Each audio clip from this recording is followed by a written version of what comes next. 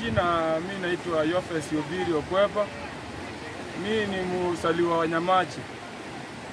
Sasa mimi Daraja jana ilikuwa mwendo wa saa 8 mchana. Sisi tulikuwa tunafanya kazi yetu hapa kama kawaida. Makaso mabikibiki sawa silikuwa tu hapa, mashini yangu ilikuwa tu hapa inaoshia tu car wash.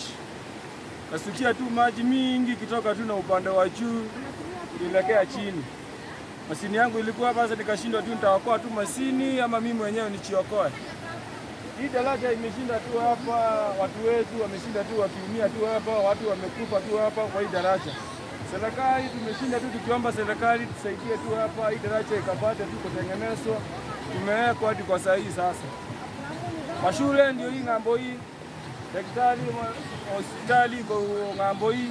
Sasa tunashindwa wagonjwa kutoka ngambo hii kuelekea ngambo hii hospitali. Watatoa wapi pale ya kuvuka tu hii mto hii.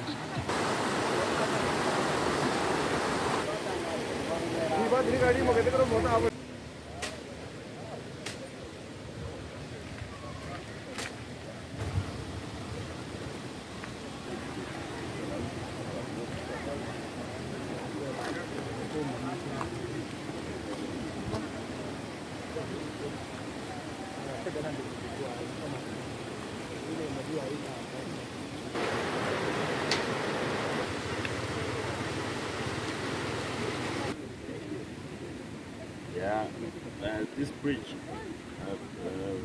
accessing the Deputy County Commissioner's office in Nyamache and the tourist facility at Nyamache have been because of flooding, and the structure that has been here before is an ample culvert that was done a long time ago in the 60s.